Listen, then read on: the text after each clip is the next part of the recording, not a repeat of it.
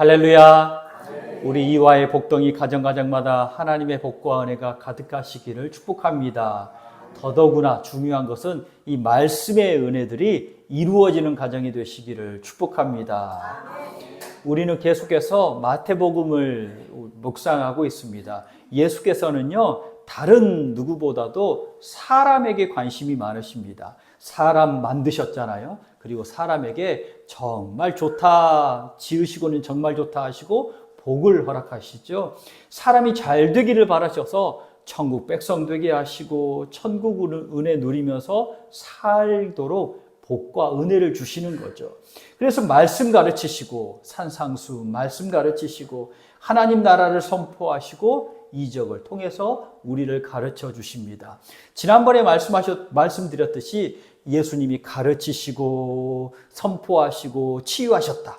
4장 끝절에 4장 끄트머리 정도에 또 9장 끝절 정도에 이제 예수님께서 가르치시고 또 선포하시고 치유하셨다. 이 두 기둥을 세우시고 그 안에 두 개를 놓으셨다고 했죠. 산상수훈 말씀, 이적으로 치유하시는 은혜를 주셨습니다.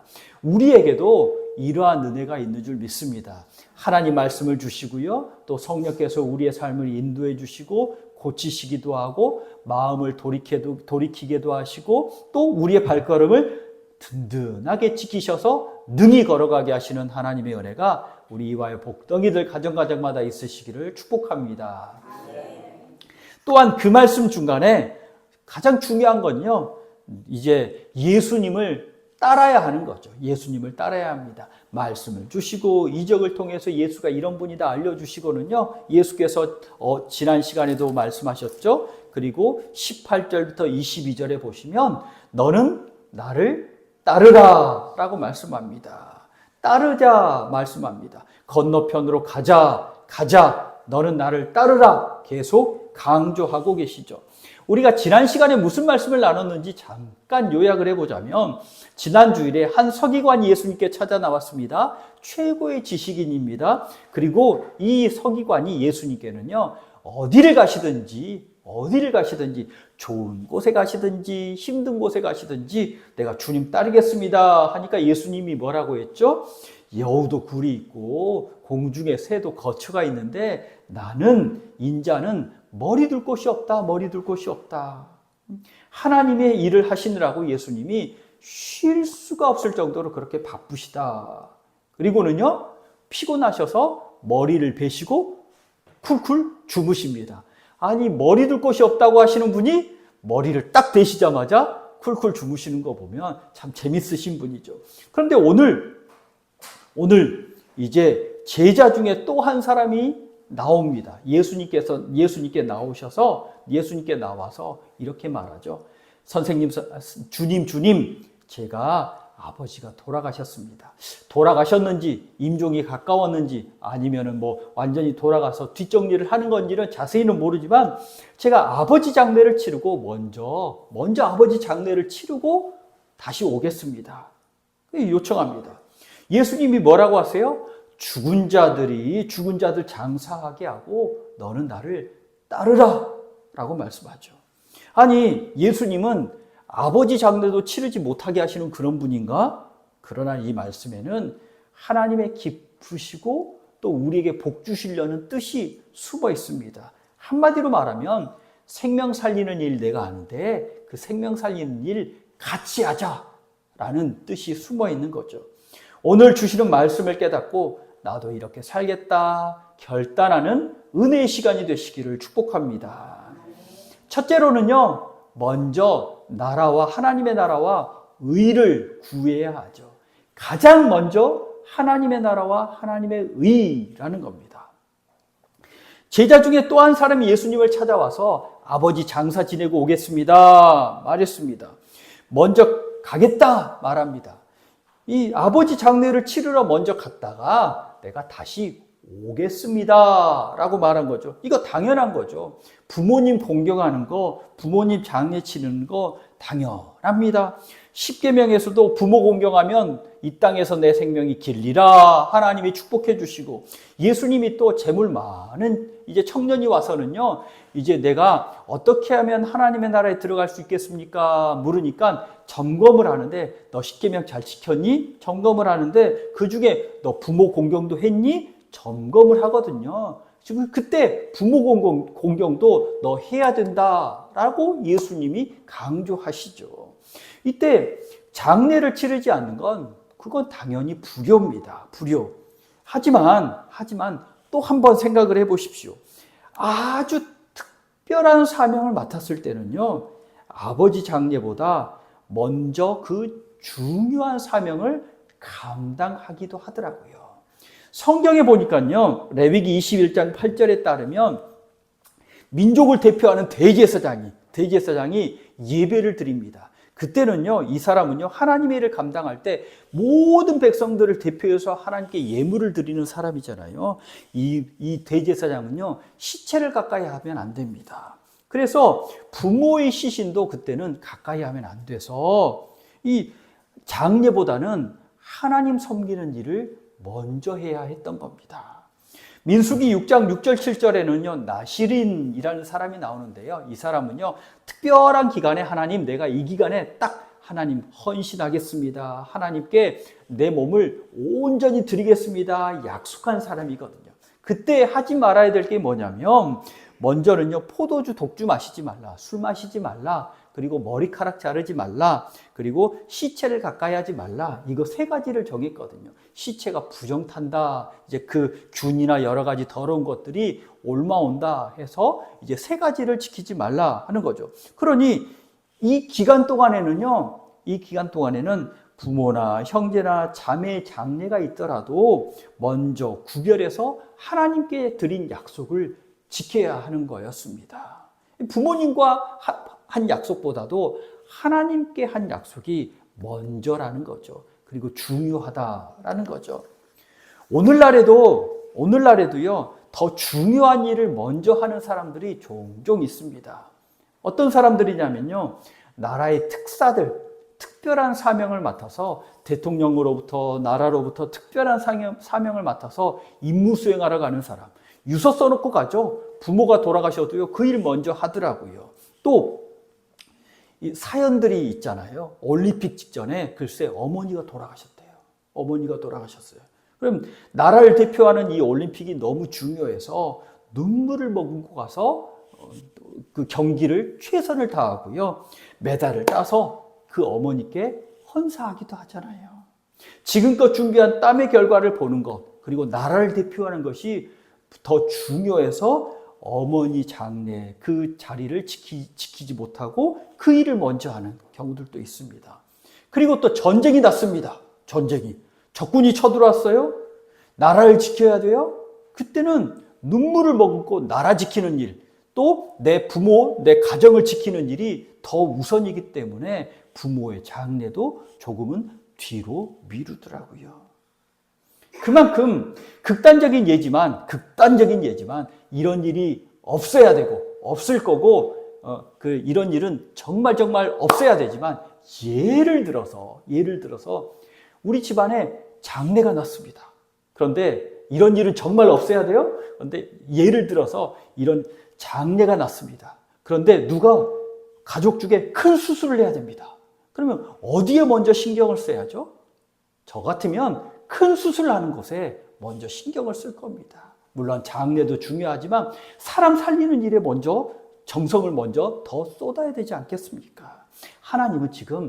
예수님은 그걸 말씀하고 있는 겁니다. 제자는 하나님 나라를 위해 헌신하는 사람이다. 그러니 가장 중요한 하나님 섬기는 일을 해야 한다. 영적으로 죽은 자들 장사하게 하고, 무덤으로 끝나는 사람들이 무덤 지키게 하고, 예수님은 생명 살리는 일을 하는 분이니 너는 가장 중요한 생명 살리는 일을 따라와서 같이 하자라고 예수님이 부탁하는 거죠. 하나님 믿는 그리스도인들은요, 영원히 삽니다. 우리 누누이 말씀드렸지만 믿는 사람들은요, 예수 그리스도를 주라 고백하는 사람들은요, 어떤 분들은 나 특별한 성령의 은혜 받은 거 없는 것 같아요. 막 나는 방언도 못하고요, 뭣도 못하고요, 뭣도 못하는 것 같아서 천국 갈 수 있을까요? 그런데 기도할 때 하나님 아버지라고 부르는 사람이면 하나님 믿는 사람이잖아요. 엉뚱한 아저씨에게 아버지라고 부르는 사람은 없으니까 내가 분명히 아버지라고 부르면 하나님이 나와 관계가 있으시고 나를 구원해 주시고 아버지시거든요. 이런 분들은 전에도 말씀드렸지만 눈을 잠깐 감았다 딱 뜨면 예수님 품 안인 줄 믿으시기 바랍니다. 영생을 누리거든요. 영생을 누립니다. 그래서 우리 믿는 사람들은요, 영생을 누리는 사람이기 때문에 생명 살리는 일을 가장 중요하게 여기는 사람인 줄 깨달으시기 바랍니다. 이 제자가 예수님을 따랐는지 아니면 아버지 무덤을 향해 갔는지는 모르지만 예수님은 나를 따르는 사람들과 함께 어디로 가셨냐면 참 또 재밌어요. 22절에 너는 나를 따르라 했잖아요. 죽은 자들이 죽은 자들 장사하게 하고 너는 나를 따르라 했어요. 그런데 어디로 이 제자들을 데리고 가시냐면 건너편으로 가자 하시고 나서는 28절에 보세요. 28절. 또 예수께서 건너편으로 건너오셨어요. 가다라 지방으로 가심에 어디로 가셨냐면 귀신 들린 자 둘이 무덤 사이에서 나와 예수를 만나니 건너가자 하시고, 야, 장사 지내는 거 너 무덤에 가지 말고 생명 살리는 일을 하러 가자 하시고는요, 제자들을 데리고 어디로 가셨냐면 무덤으로 가셨어요. 재밌죠? 무덤으로 가셨습니다. 그런데 그곳에서 예수께서 생명 살리는 일을 하시죠. 무덤이 끝이 아니라 영생을 누리는 일이 있다. 우리에게 알게 하시고자 생명을 살리고 있습니다. 예수께서 여기서 구체적으로 무슨 일을 하셨습니까? 귀신 들린 사람 고쳤습니다.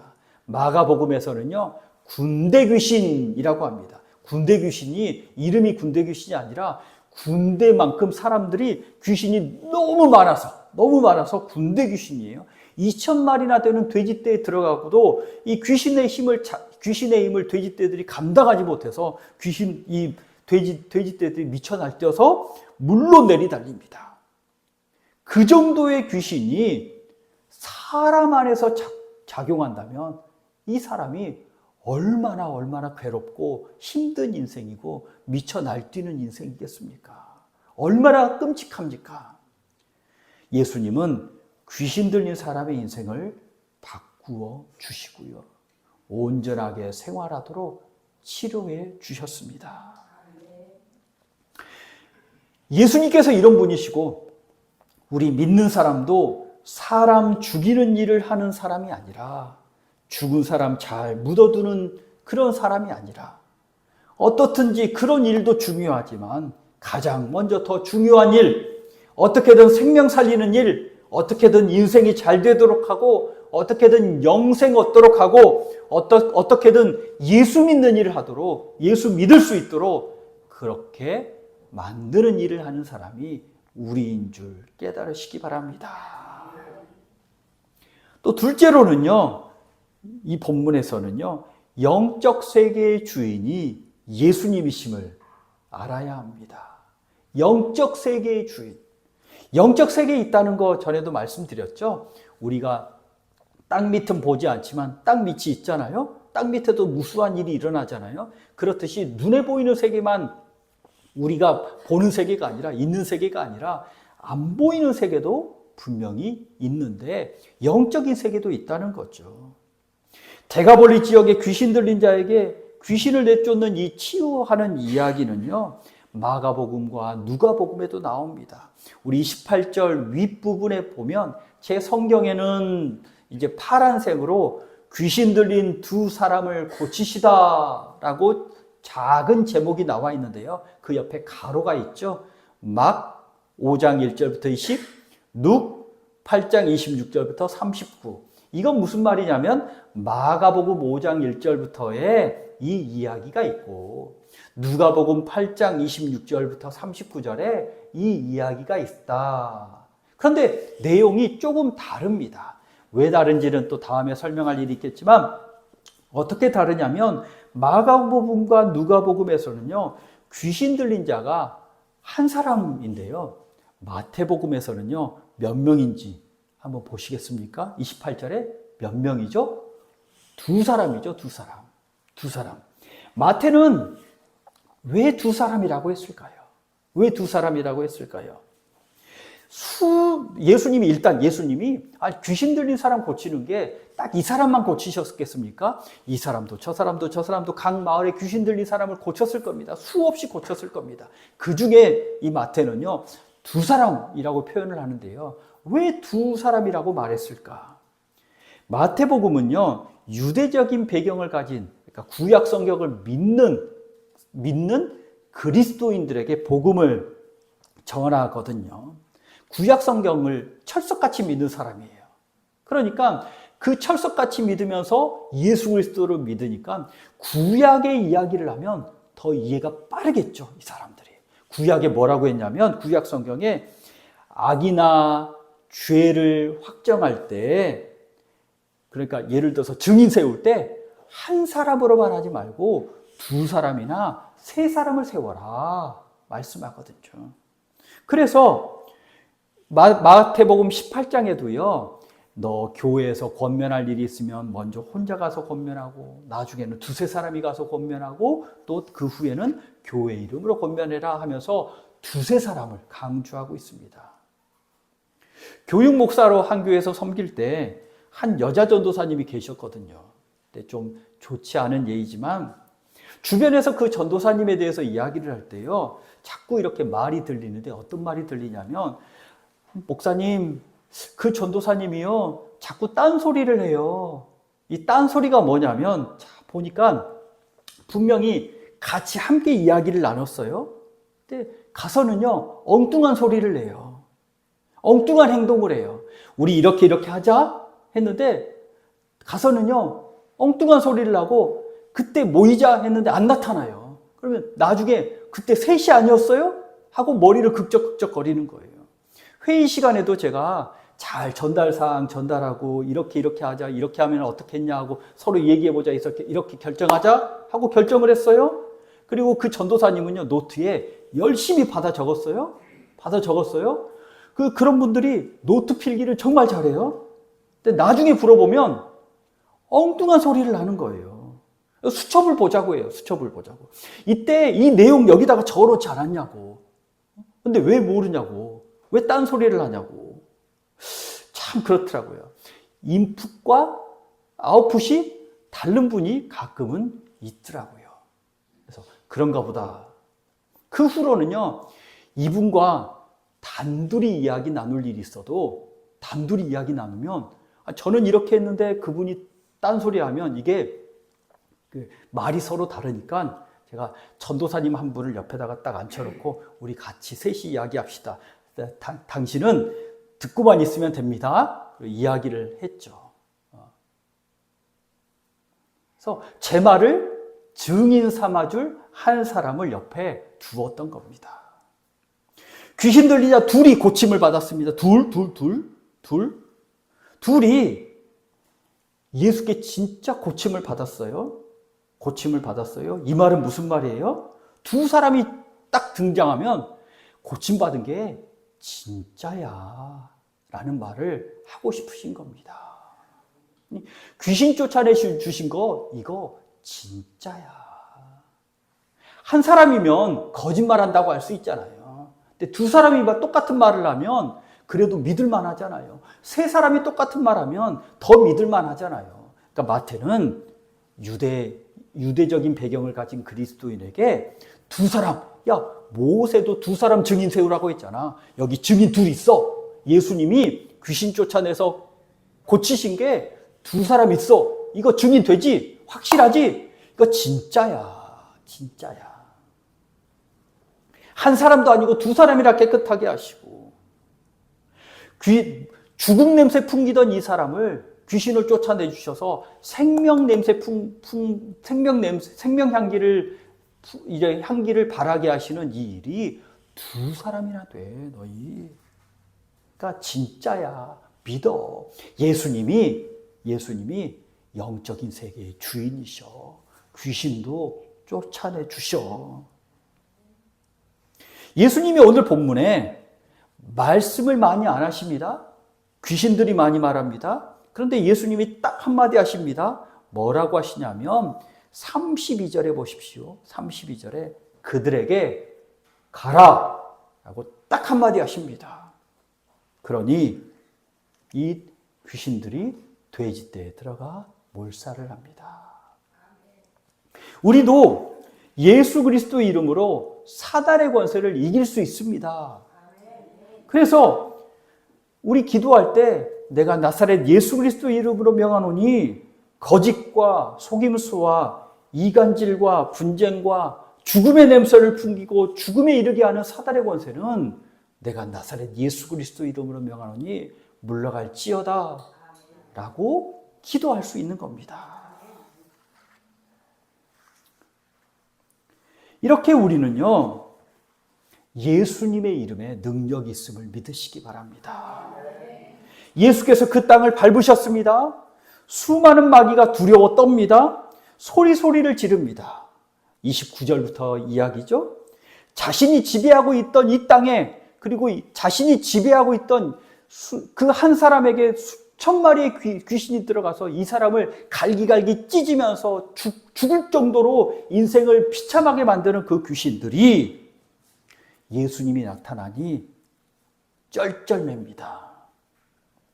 우리 살려주세요. 살려주세요까지는 말 안 했지만 돼지떼로 들어갈 테니 허락해 주세요. 그 돼지떼도 물로 내리달아서 몰사합니다. 우리 예수께서 이런 분이심을 믿으시기 바랍니다. 요한일서 3장 8절에는 이렇게 말씀하시죠. 죄를 짓는 자는 마귀에게 속하나니. 죄를 짓는 자, 마귀에게 속한 사람이라는 겁니다. 마귀는 처음부터 범죄함이라. 내가 죄를 짓고 있다면 하나님께 속한 게 아니라 마귀의 사람이라는 겁니다. 그런데 하나님의 아들이 나타나신 것은 이 마귀를 멸하려 하심이라. 예수께서 마귀를 멸해서 우리를 하나님 사람으로 만들어주시기 위해서 이 땅에 오셨습니다. 예수께서 마귀를 멸하십니다. 지금도 예수 이름이 사단의 권세를 능히 이기고 마지막에는 마귀가 들어간 돼지떼가 물에 내리달아서 몰사했듯이 마귀를 영원한 무정액으로 몰아넣으신 분이 우리 예수님인 줄 믿으시기 바랍니다. 한 2주 전 수요일 날 지방연합성회가 있었잖아요. 그때 오신 강사 목사님이 당신의 첫 목회지 이야기를 하신 거 기억하십니까? 간단하게 좀 줄여서 말하면 경상도의 한 그 마을에 교인 한 명도 없는 교회에 부임을 하셨답니다. 전도사로 부임을 하셨답니다. 그때 이제 신학 교수님의 이제 소개로 그런 곳인 줄 모르고 이제 그 좋은 그 새마을호 타고 이렇게 내려가서 딱 내렸더니 그곳이 너 목회지다. 해서 아멘 하고 이렇게 첫 목회를 시작했는데 그 마을도 여느 농촌 마을과 같이 죽음의 기운이 가득한 마을이었답니다.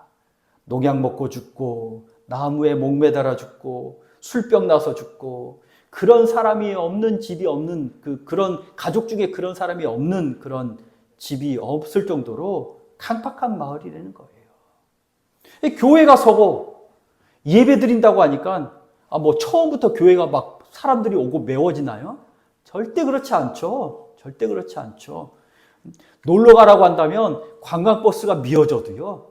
교회 가자고 그러면 참 신기한 건 좋은 거 주고 좋은 말하고 좋은 일 한데도 이 교회 오는 건요. 그 오지 말라는 방해꾼들이 얼마나 많은지요. 자신의 삶이 무덤가에 사는 귀신 들린 사람들 같지만 참 이상한 건 그래도 복음의 역사가 일어나지 않는다는 겁니다.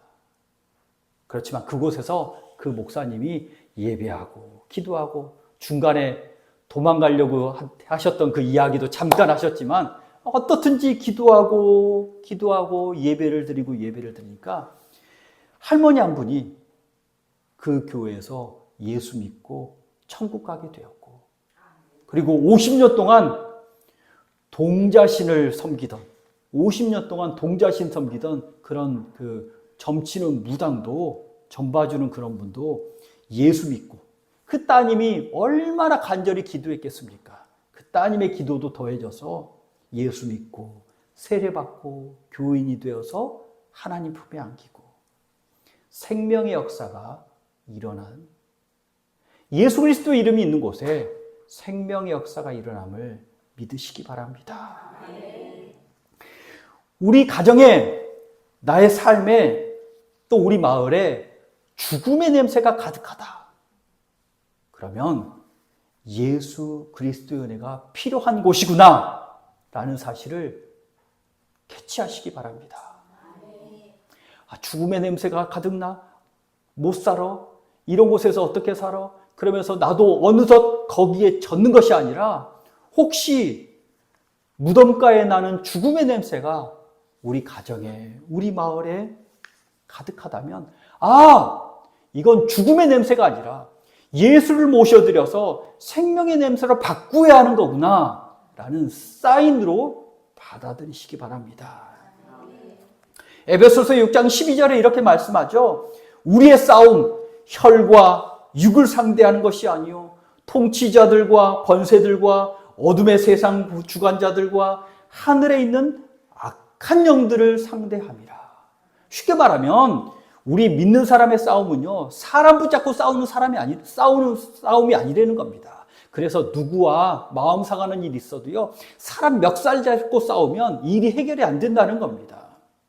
기도하는 겁니다. 왜냐하면 악한 권세가 우리 속에 있는 죄를 살살살 꼬드기거나 아니면 격동시키거나 해서 확 그 죄가 발동하게 해서 그 죄를 수단 삼아서 일을 만들기 때문입니다. 예수가 사단의 권세를 멸해 주셔서 우리 죄의 문제를 해결해 주시고, 우리를 성령 가운데 속하게 하셔서 성령의 기운들이 가득하게 만드시는 분임을 깨달으시기 바랍니다.